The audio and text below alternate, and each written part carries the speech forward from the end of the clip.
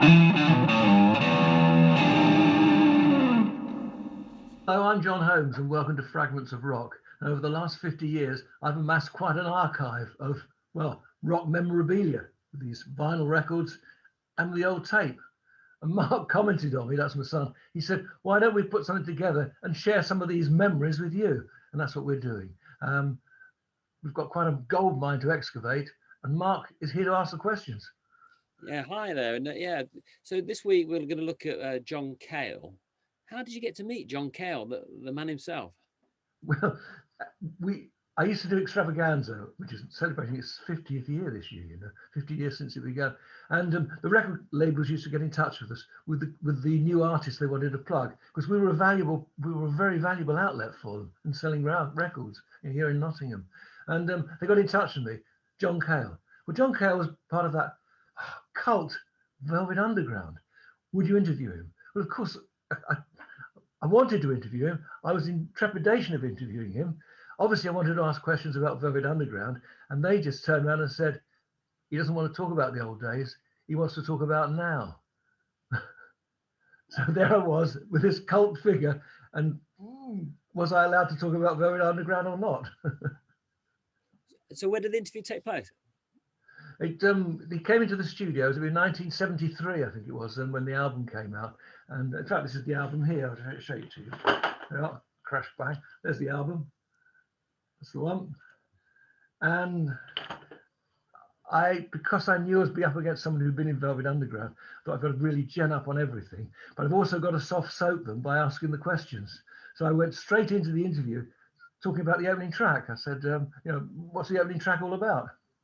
What's Buffalo Ballet all about? It's about a frontier town. It was basically about Abilene. Slowly, as I was writing the song, it was one of those occasions where the words and the music occurred simultaneously and developed themselves. Of all the cowboy films I've seen, the ones that I enjoy most are about either Mexican border towns or southern Don Siegel style towns. Hence sleeping in the midday sun. It Right. really feels where you are, don't you, when that comes across? Well, yeah. So the warm sun in the Wild West, but he's from a little Welsh town. So what's the connection? Mark, in those days, we were all in love with westerns, cowboys and spaghetti westerns, all these things. And we had this romance with that area of America, and it was inevitable. And American music, of course, dominated still. Despite all that we were doing, America had this vast breadth of music. And of course, there's this romance about it. So that's what it was. It's almost a romantic song. So the album's called Fear, which is far from romantic. And if you look on the album credits, and you won't be able to see them on this, you'll see the name Brian Eno, who was on it. Yeah, wow. a living legend. Yeah. See, what was he? Before we listen to more of the interview, you're meeting this. Well, he was a legend then, not let alone now. But so, what was he like as a person? Well, I thought he was going to be awkward and cold. And I thought, actually, when I came out of the interview, I felt he had been a bit awkward and a bit cold. But when I listened back to the interview, actually, it works quite well. I was quite pleased with it. He was a nice man. He was gentle, not aggressive at all. And yet, when you hear later, we're going to talk about a track called The Gun, you think he would be quite an aggressive person. Yeah. And the album's called Fear, for goodness sake. Yeah. And how did you manage to skirt around not talking about the Velvet Underground? Well, the key to this is a little lesson in journalism, which I hadn't probably learned by then. What you do is you agree to the terms, you soften them up by doing what they want to do, and then you sort of say, well, by the way, but we hadn't got to that. I had already met Eno when he was in Roxy Music.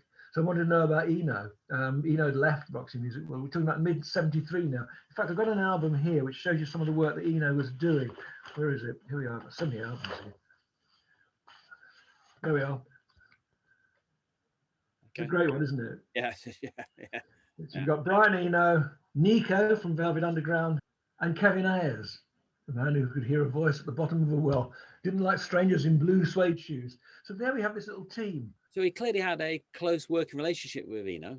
Yeah, and since Eno was one of my heroes, I had to ask him about that.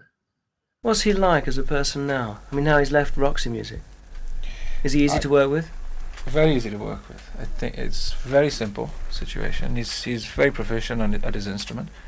A lot more proficient than he wants to admit. The Man Who Couldn't Afford to Orgy, released as a single. To my way of thinking, I'm not the best pop picker in the land. That should have been in the top 10. But before you even comment on that, who's Judy Nylon? She's a friend of ENO's. She's a model in London, but happens to have a very nice voice for whispering. Yeah, you can say that again. She's Why? a very nice voice for whispering. So why did you ask about Judy Nylon? The woman with the sexy voice and whispers. Yeah, because I assumed that it was going to be Nico with one of these names, with sort of hidden names. And it wasn't. It was just a girlfriend of Brian Eno. So I messed up there. But now I thought it's time to cut loose. I've soft soaped that bit. No, the soft soap's unfair. I found out what I wanted to know so far about the album. I wanted to know about Velvet Underground. Even then, in my naive days, I didn't really get there. But I did cut to the chase and ask about Lou Reed. I know you don't want to talk much about the past, but there's one question I must ask you. Is life, and this is perhaps a romantic question, is life a little bit humdrum after leaving the Velvets? No, it's frightening. Why? Well, you're secure, with the group. I mean, a group is like a mini society in a way. Like you have one man's the policeman, one man's the church, your moral conscience. Another man is somebody else, and all those little elements that make up the society, like law and order, religion, and all those things. They all find room in personalities of the group, and you can be very safe in there. And the way I was in the Velvet Underground, I was a sideman for Lou mainly. And slowly, as all the ideals that we had early on in the group faded away, there didn't seem any point in living in a fantasy. So it was time to get back to reality and prove to myself that I could still make some exciting music. Lou Reed has got off the boil, would you agree? I think Lou has abused himself. So if you think that he's off the boil, I'm sure he's aware of it, of having abused himself. I'd never like to second guess him though. I think he has great talent, and anytime you close the door, he's liable to pop up again. So you're certainly right about Lou Reed bouncing back. It certainly was. But you see, that's my naivety. I got my bit in about Lou Reed, didn't want to push it too much. And why not? It's pre-recorded, it doesn't matter. So I didn't ask anything about Nico. I didn't ask anything, for goodness sake, about the man behind Velvet Underground, Andy Warhol. Not one question about Andy Warhol. I mean, that is useless, isn't it? But at least we've got John Cale and we've heard a bit about Lou Reed and Eno.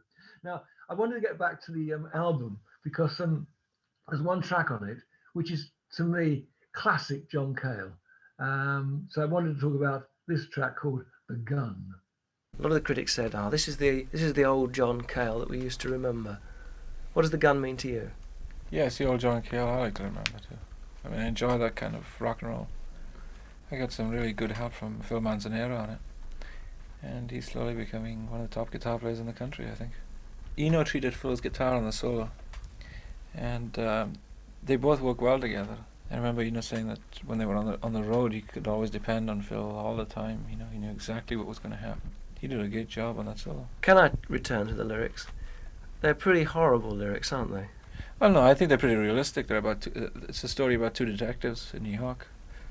I mean, I'm dissatisfied with them in a way. I mean, there's a verse there that I wish there wasn't there because I have a better one to put instead of it. But What is that one? Well, the last verse is really inconclusive. The one that I would replace it with is much better. And what's that? You never know what's going to happen next. Shot in the front and the back and the neck. As they wheel me out underneath the bright lights, lost but still searching on into the night. I think you have a more complete picture of a detective's night of work. I mean, I don't want to be the Joseph Wambaugh of rock and roll or anything like that, but it kind of locks up the situation nicely. Whereas Mother of Plenty, Mother of None just leads you astray.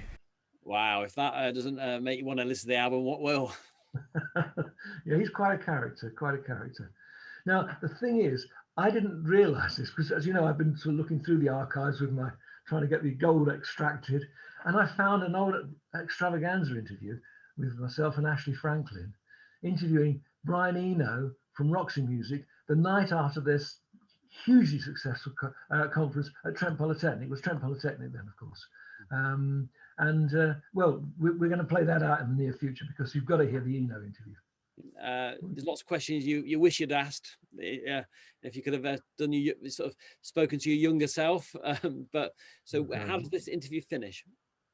It finished. You know, he was just he made a remark about you asking me questions about a record I recorded 6 months ago, and I can't remember all of it. You've obviously listened to it very closely, but that was it. You know, he went off, and I went off and edited the interview. It's as simple as that. And they went out on extravaganza. But he remarked on the kind of he would kind of respect you that you listened to the clearly listening, which is nice, isn't it? I mean, he must have loads of interviews, and it's a trick I learned and used all my life as interviewing. But unfortunately, you've got to remember that sometimes you're annihilating the public, which is what I did really, because if they haven't heard the album or haven't been to a play, half the time they don't know what the hell you're talking about. So you've got to get the right balance. And I hadn't got the right balance, I suppose, but there we are. So that's been really fascinating, Dad. It's been really interesting and great to document it, and hopefully people have found it interesting. There's, as usual on YouTube, you can put comments below, and we perhaps could revisit this subject if someone wants to ask any interesting questions. But there's also a shameless plug, Dad. A bit of a... yes. The book's here. 50 years at the BBC. And a lot of the stories are in it. I mean, a lot of the rock stories I'm telling you aren't in the book, but a lot of the stories are in it. The rest of it is the rest of my career in the BBC. Yeah.